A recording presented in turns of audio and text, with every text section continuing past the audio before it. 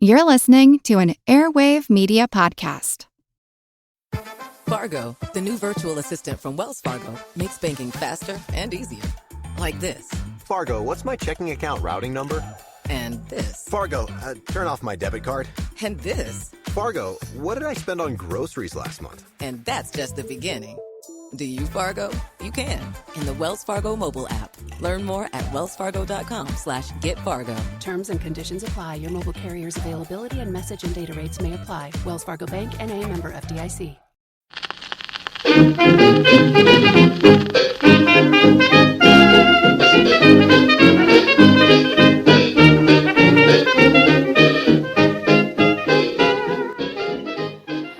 Hi there, Gajadich Gajimer Tattoo, and Votagumai, Falja Agus welcome to Who Did What Now, the history podcast with me, your inconsistent host, Katie Charlwood, terrible linguist and reader of books.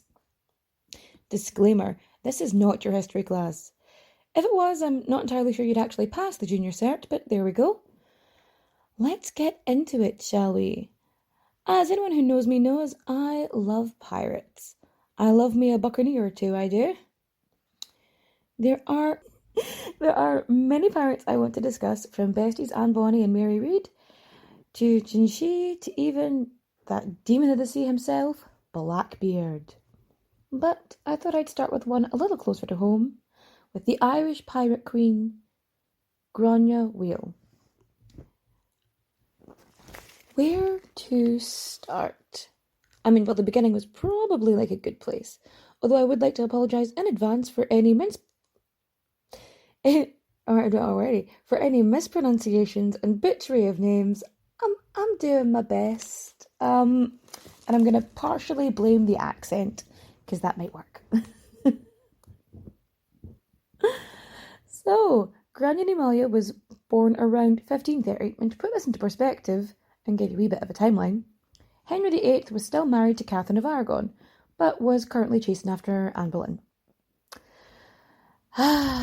Oh, and he had the title of King of England and Lord of Ireland. Because of course he did. Although generally England only really dealt with the Pale, which was sort of a portion of Dublin. They didn't really care too much or go too far into the rest of the country. But, context. The best of all texting. So, the O'Malley clan basically ruled the seas on the west coast of Ireland. The O'Malleys, they were basically a seafaring clan who ruled over the Mhaol. So it's basically the baronies of Marsk, Barstow, and all that sort of area. Generally a portion of Mhaol and Connemara. And they also owned effectively all the land around Cluby. And these lands were all seen as the Kingdom of Ireland. This was originally an Anglo-Norman area, which is another story for another day. But it was completely Gaelicised by the time Grainne comes along. Now, back on track. So, Owen Dudara O'Malley, Grainne's dad, was the head of the O'Malley dynasty. Grainne was born on Clare Island and ended up being the only child of Owen and Maeve, although she did have a half-brother, paternal half-brother, Donal Papa. But if there was such thing as an heir presumptive, she was it, not him. Okay. In Ireland, titles and ruling were not really hereditary. Chieftains and the like would be voted in, so it was more of a best man for the job sort of thing, as opposed to swearing allegiance or fealty to testicles. Power comes from the balls, apparently. That's how they did it. I'm just saying. That's how they did it. I'm not wrong. No, think about it. It's like, oh, the next king or the next queen. It's all to do with who was king before that in general. Because it would generally be male heirs who would continue the line of succession. So, it's like, royalty comes from the balls.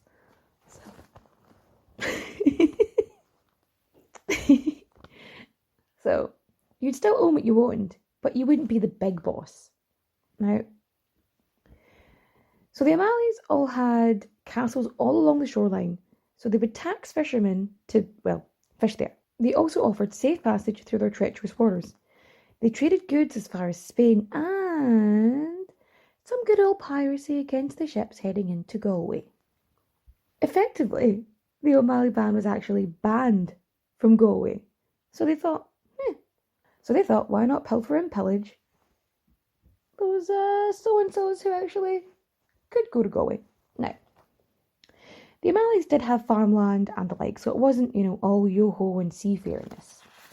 Grainne probably spent a lot of her time at Clare Island, and she may have been fostered out a little bit to another family, which was very common at the time. And generally it was a way of A, protecting your heirs, and B, creating/maintaining political alliances. Now, Grainne was a child, or so the legend goes, and then she asked her dad if she could go with him on a trading expedition to Spain. And he was like, oh no, your lovely long locks would get caught in the ship ropes and they'd get tangled and it would be dangerous. And here's the thing. Kids are, in general, unintentionally cunning. Kid logic is very much what the quickest and simplest solution to the problem is. So, problem, hair too long. Solution, make hair short. Now, I imagine Grainne lobbing off her hair like the Mulan cartoon style, just like but I mean, she was probably just like sawing through chunks of it with the closest knife scenario. I mean, we've all seen a kid cut their own hair. It's never good. This is supposedly where her nickname came from, Grainne Mhaol. So Mhaol means like sort of bald or cropped. So it's supposed to be like bald Grainne. Yeah. And when Grainne was about 12, her mum Maeve passed away. And this seems to be the time where she really gets into the seafaring. As she gets older, she went out learning the ropes. Puns, I don't care. And on the, not 7 seas, but, some of the seas. A section of seas. Some.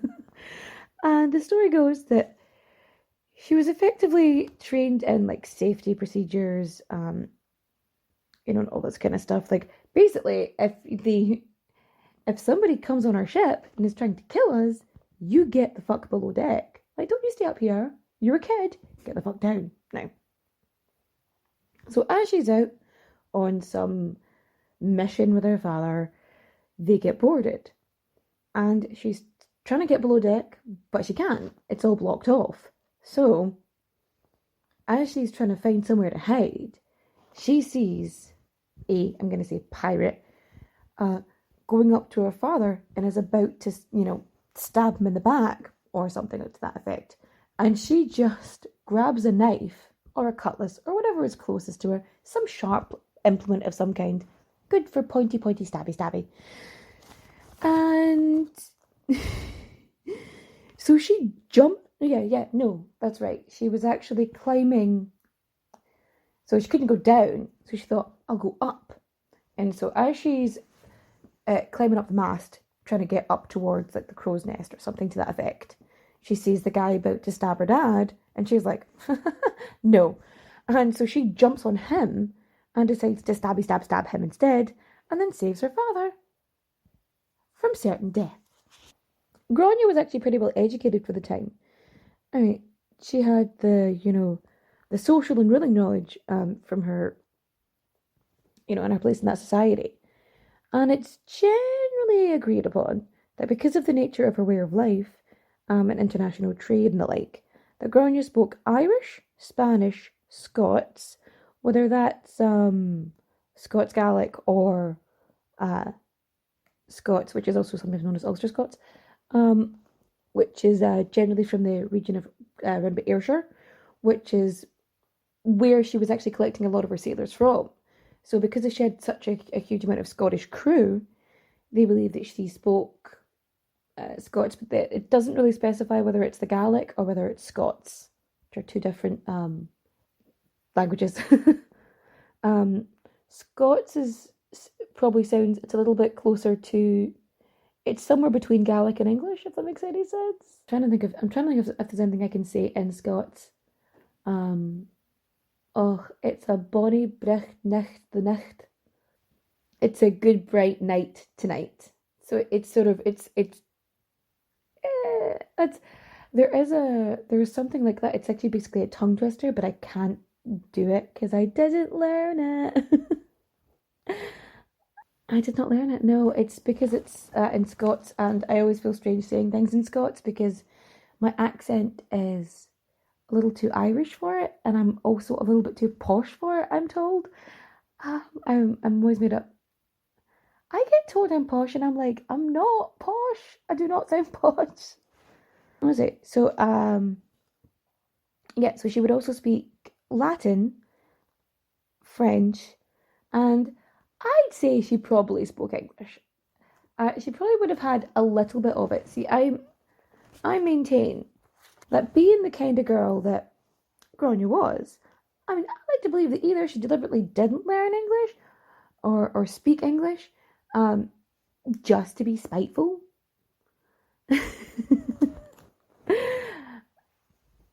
It does sound a bit right, yeah. So, when Grainne was about 16 in 1546, I don't even think I meant, yeah, I did mention she was going 15 there. Yeah, so when Grainne was about 16 in 1546, she married Donegal and Chogi O'Flaherty. And this was, yeah, say that 5 times fast. And this was a great political match because he was the Taoiseach of the O'Flaherty clan, like the next in line. So by effectively consolidating their power, they basically had a shit ton of it. Now, I should probably mention that Ireland at the time, there was sort of a dowry that Grainne had. And women would bring whatever they brought into the marriage, they could leave with it. So the land, the animals, the money, and at least 3 ships. They came with her into the marriage, and they would, and when she left the marriage, they would come with her. So not only did Grainne enter the marriage with her own wealth, under Irish law, she was able to acquire more wealth, property, and she could do this, etc. And she could earn independently as well. So not everything that she earned or gained during the marriage would become her husband's. Donegal O'Flaherty was neither a great husband nor a great leader. Are we surprised? No. He was known to have a quick and foul temper. He was an arsehole.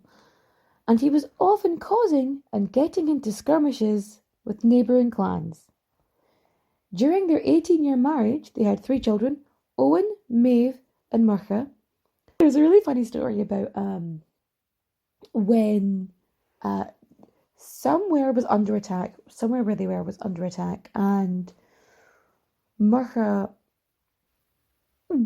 didn't want to fight. Like he basically ran away, or he was just doing some kind of shit like that. And I don't know the phrase in Irish, but she basically said, "Are you trying to crawl up my arse, the place you came out of? Like, get the bucket, get your act together and go fight." Because she basically said, "and will to something up Mhaol." But it's I don't know the exact phrase in Irish, but basically she was like, "What the fuck, mate? Get your back out there," because she was fighting, and he wasn't a child at this point. He was like a man. But anyway, in 1564, a lower-ranking member of the O'Flaherty clan wanted to expand his territory. So the crown, who basically weren't really around so much at that point, had come into went right before, really wanted to get their claws into Ireland at that point. So the crown decided to support his cause because it was beneficial to their plans. And at this point, good Queen Bess had ascended to the throne and had set her sights on Ireland. Good Queen Bess is Queen Elizabeth I, if you hadn't guessed, but I like to call her Good Queen Bess. Now, before the aforementioned hot-tempered Donal had a chance to respond or retaliate, he was unfortunately slain by a neighbouring clan, the Joyces. And Grainne, upon hearing of the death of her husband,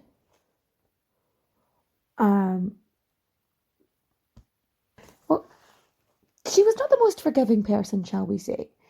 So when Donal was killed, she either laid siege or repelled one, but with Grainne, and I'm going to assume that she led it.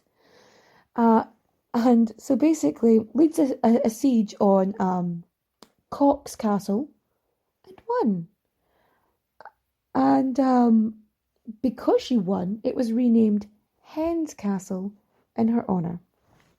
So because of obviously the Irish law, with the death of her husband, she only had what she entered the marriage with and what she'd gained within it. So, like, she wasn't entitled to any of his lands or anything like that. So she grabs her gear, her money, her cows, and her 3 ships. What she brought into the marriage. But she also leaves with 200 fighting men.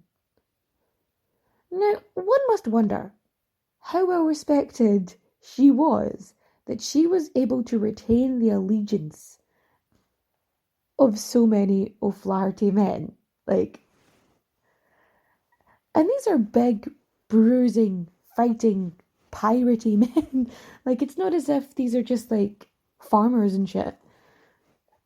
But anyway, so off she pops back to Clew Bay in Clare Island, and she's doing her thing, and she briefly takes a lover.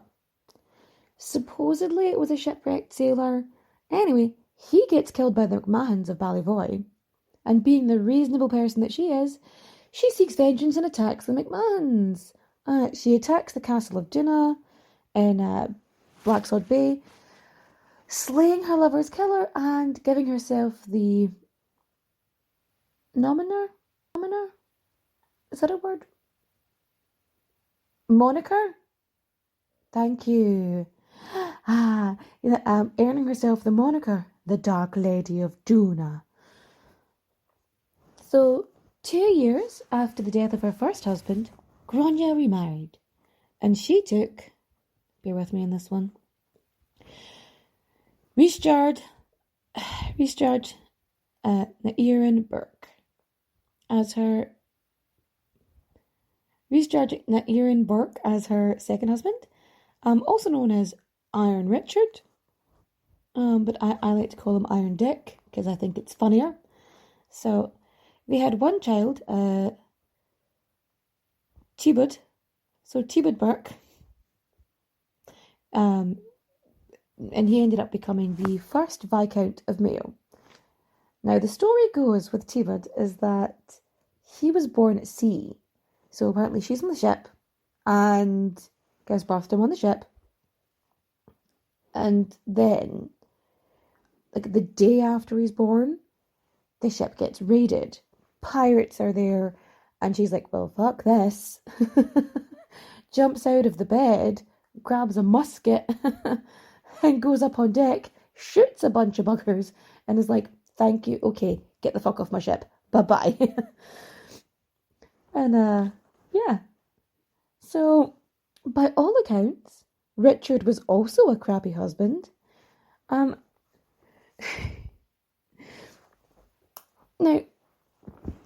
the story goes, I know this is a lot of allegedly in the story goes, but a lot of Irish history is oral and not written down, so it took a long time to piece this together from different sources. So effectively they had they're supposed to have had a temporary marriage, right? Where they can get, it's a trial marriage for a year, but so So it's like a trial marriage, and basically it's supposed to be part of a certain ancient Irish law, but whatever. But as far as like the British were concerned, and they were still married, and they still presented themselves as a married couple, So take this with a bit of salt. So effectively, he's off gallivanting somewhere, and he comes back to Rockfleet Castle. Being a part of a royal family might seem enticing, but more often than not, it comes at the expense of everything else, like your freedom, your privacy, and sometimes even your head. Wondery's new podcast, Even the Royals, pulls back the curtain on royal families, past and present, from all over the world, to show you the darker side of what it means to be royalty. From icons like Grace Kelly, Oscar-winning actress turned Princess of Monaco, who the world saw as the ultimate good girl. She mastered playing a happy wife and mother, but beneath it all, she was desperately lonely. Grace spent her whole life working towards perfection, and it ultimately cost her her happiness. Or King Ludwig II from Bavaria. He was only 18 when his father died, leaving the crown to him and a duty to rule that he never wanted. He refused to lead, and used the funds from the royal treasury to further his extreme love of opera, but this choice eventually cost him the crown and his life. Follow Even the Royals on the Wondery app or wherever you get your podcasts. You can binge Even the Royals ad-free right now on Wondery Plus. Hello, Saver. Whether you're saving for that trip to the tropics or saving for an emergency, now is the time to take advantage of Wells Fargo's savings options. Wells Fargo offers savings accounts that can help you save towards your goals. So, what are you saving for? Visit a Wells Fargo branch or wellsfargo.com/save to open a savings account today. Wells Fargo Bank, N.A., member FDIC.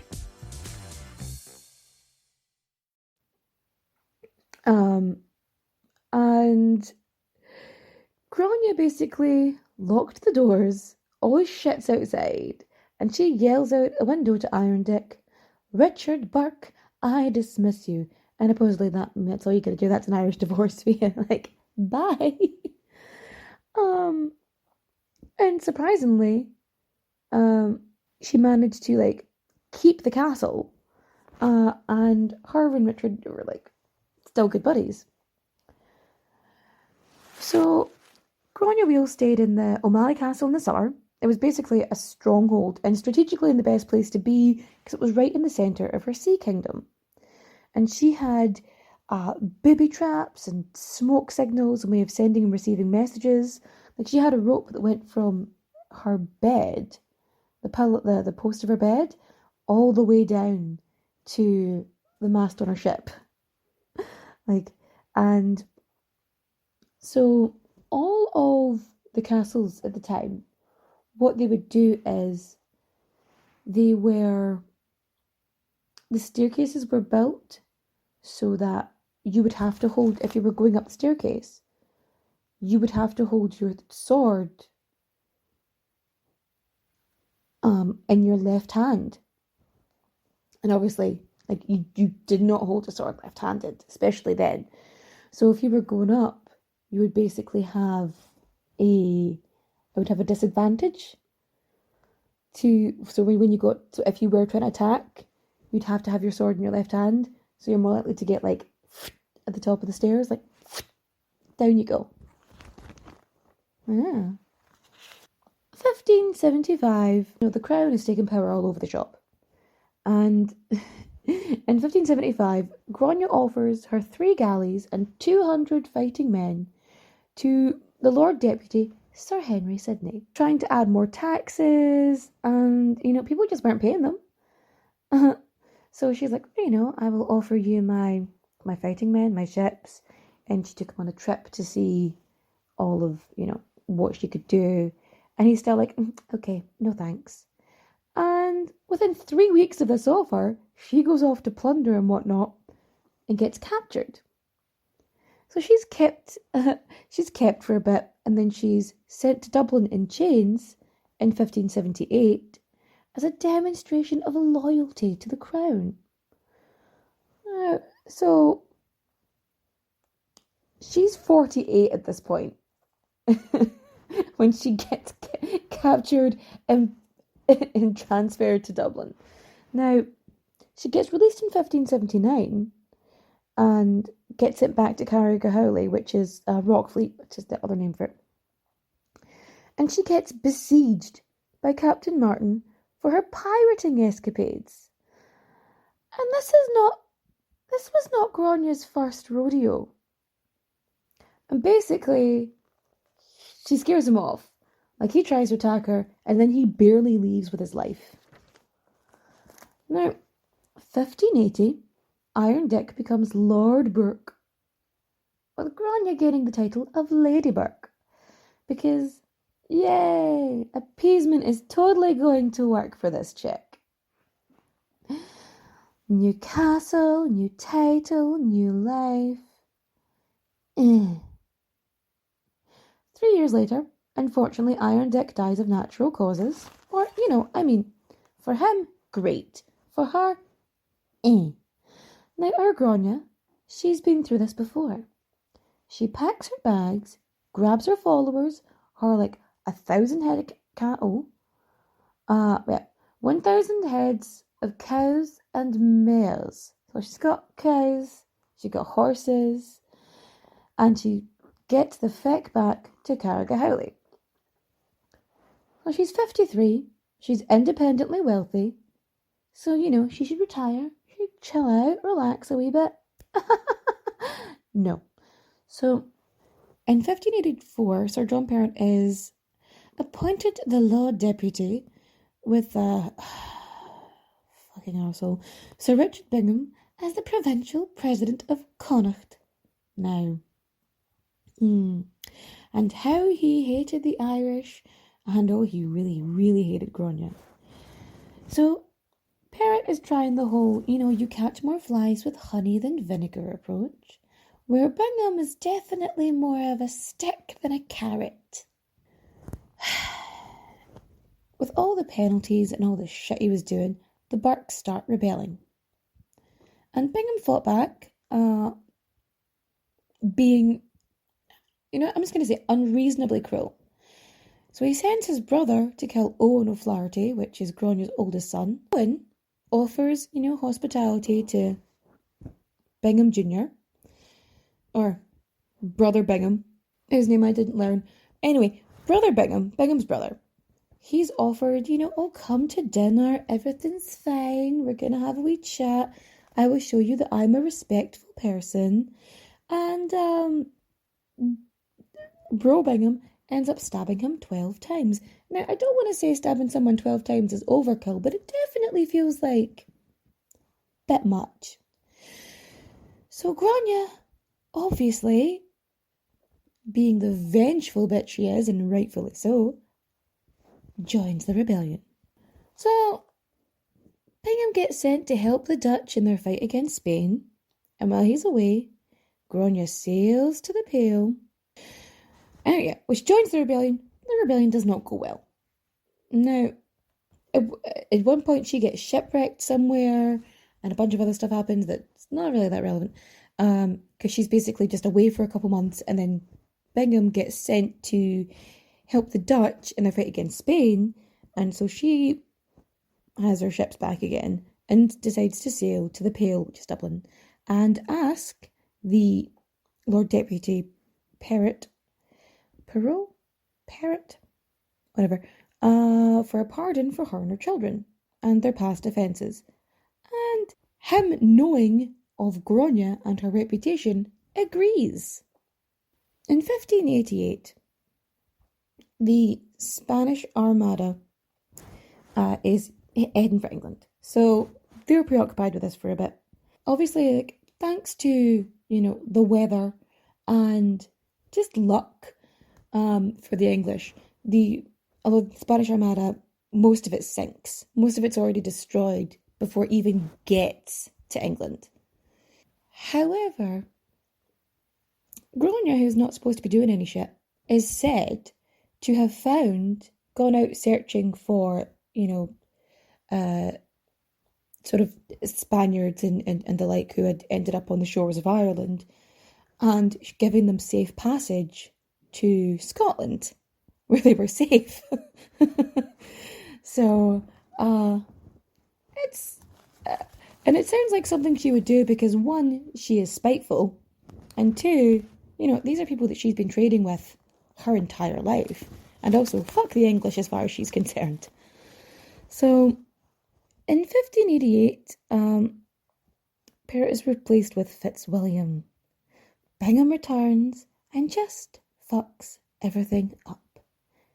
Killing whenever he wants, laying waste to the land and the people.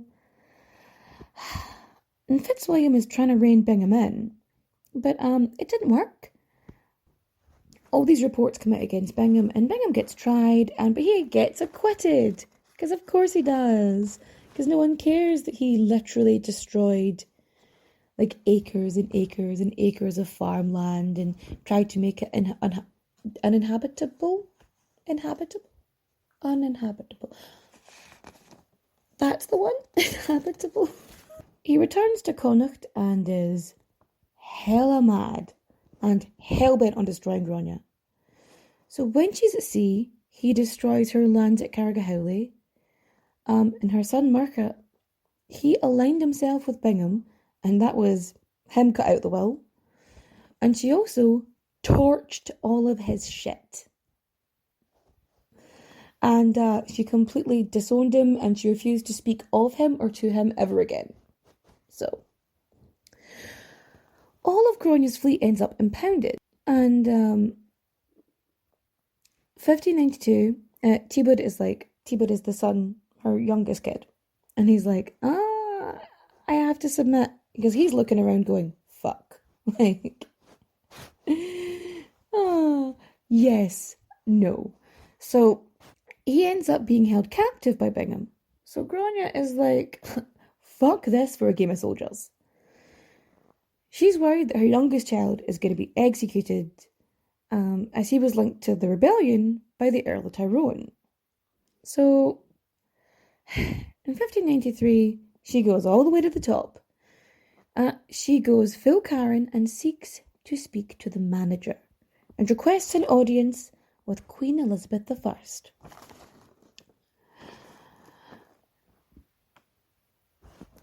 And Queen Elizabeth I says, yeah, why not? Come on over.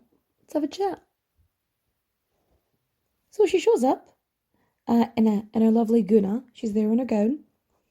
And she gets frisked as she goes in. And they find a dagger on her. And she's like, protection though, innit? Whoops, I forgot that was there. Did I happen to bring a small sabre with me? Whoops. And, what a crazy random happenstance. So, she's in court, she's at court, and she sneezes, or her allergies are playing up, or whatever. She's given a handkerchief by one of the ladies of the court, and she blows her nose, and to the shock of all the courtiers, she chucks it in the fire. And everyone's like, oh no. And she has to explain that it's dirty, and it's an Irish thing. Apparently it's an Irish thing, where you have to, like, if it's, handkerchiefs, once they're used, are seen as dirty and should be destroyed. Now, I'm not entirely sure if this is a true thing, but it does seem like something she would do, just, for shits and giggles, being like, it's more of a shock value, personally, but, so, when she meets the Queen, she doesn't curtsy or bow to her. And again, this, shocks the already shocked court. And she's like, well, I'm Queen of Ireland, so we're equal. I don't need to bow to you. and good Queen Bess is like, yeah, all right. So, no worries. And so, the two of them start chatting in Latin, because Elizabeth doesn't speak any Irish, and Grainne, supposedly, doesn't speak any English. And so, basically Grainne goes that, her seafaring ways were out of necessity because, she lived on the coast and times were tough and, she had to provide for her children. And that Bingham had it out for her and, in everything she did, she had to do for her own safety. And that she had been living A simple farmer's life since her pardon. No pillaging here. Can't prove a thing. You don't have the receipts, And that's what, and so she says like that she had to come over here because, he already killed one son. Who's to say he isn't going to kill another? Like, she needed her help. So Bingham is fucking pissed. And so he gets the hell out of Dodge, only to be arrested when he hits England. Granted, it's not too long before he's back, but, So Queen Elizabeth believes Grainne. Somehow. I don't know. She does. And she's like, yeah, she'll be a loyal subject upon receiving a small pension and being looked after by the crown. Bingham at this point is incensed. And so one of the things that Grainne had asked for is to have Bingham removed from Ireland. And so the Queen agrees, right? And then after a while, Bingham goes back. So, and again, incensed. And he just creates chaos. And he just keeps wailing on Grainne. He just keeps causing issues here, there, and everywhere. Everything he can do to make her life harder, he will do. So she ends up returning to her seafaring, pirating ways.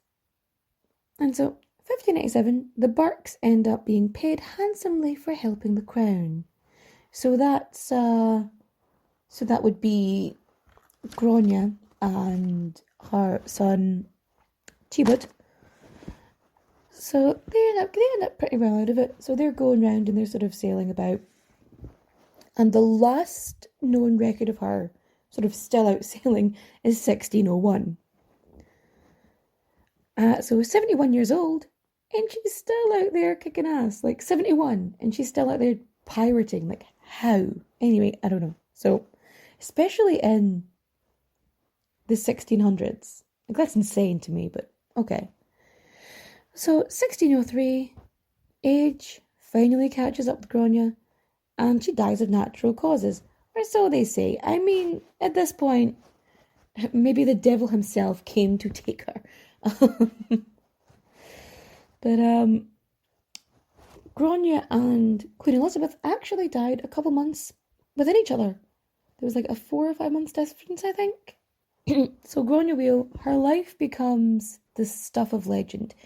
And, folklore is created about her, and, a lot of Irish history, omitted her, officially omitted her from a lot of things, and it was actually from the English records that they were able to find out so much information about her, because it was just, a lot of it was just Bingham's complaints, being every fucking issue we've had every rebellion we've had over the last 40 years, that bitch has been in it. Everything. So, it's okay. So, Grainne Mhaol, her life becomes the stuff of legend. With tales of her escapades being taught to Irish schoolchildren today. There's tours about her. You can go visit her castle. It's such a huge deal. And especially to have such a strong, powerful woman in Irish history, it's just really nice to have. And in Grainne Mhaol, she was a warrior. She was the pirate queen of Ireland. You would not want to mess with her. That's all I'm saying.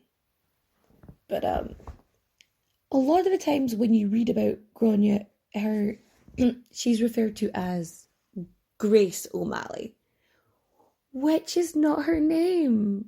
Her name is not Grace. I'm putting this at the end because if I did it at the beginning, I would have just ended up in a long, angry rant. So they say it's they say they anglicised her name, and it's no, they didn't. They just changed. They gave her a different name. Grace is not the English version of Grainne.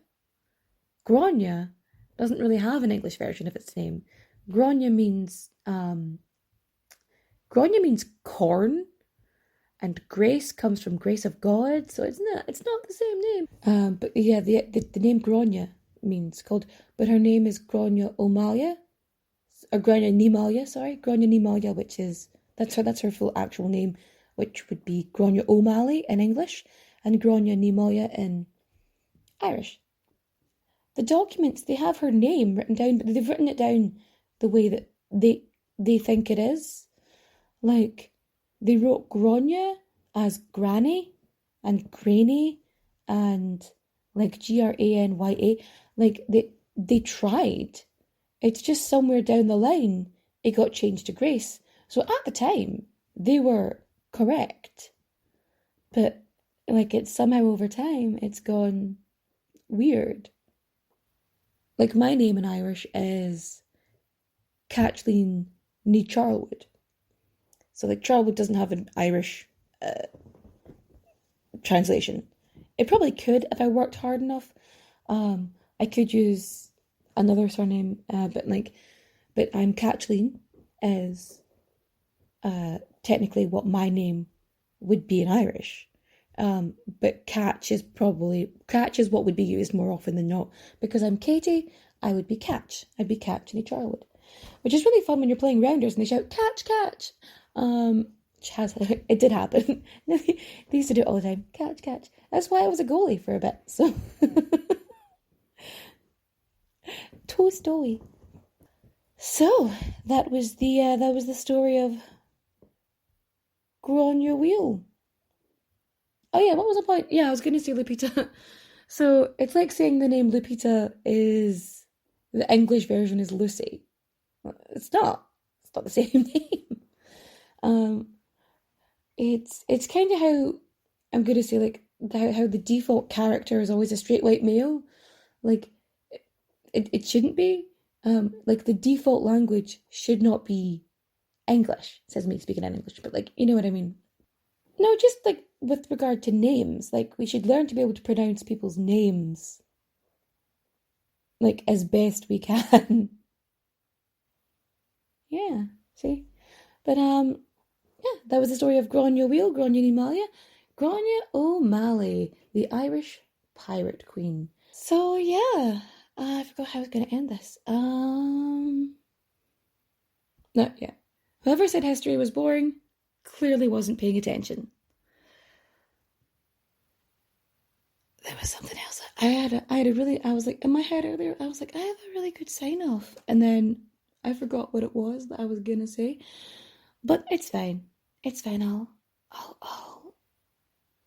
be okay. We'll get through this. So I'm going to say adios, au revoir, and auf Wiedersehen. See you next time.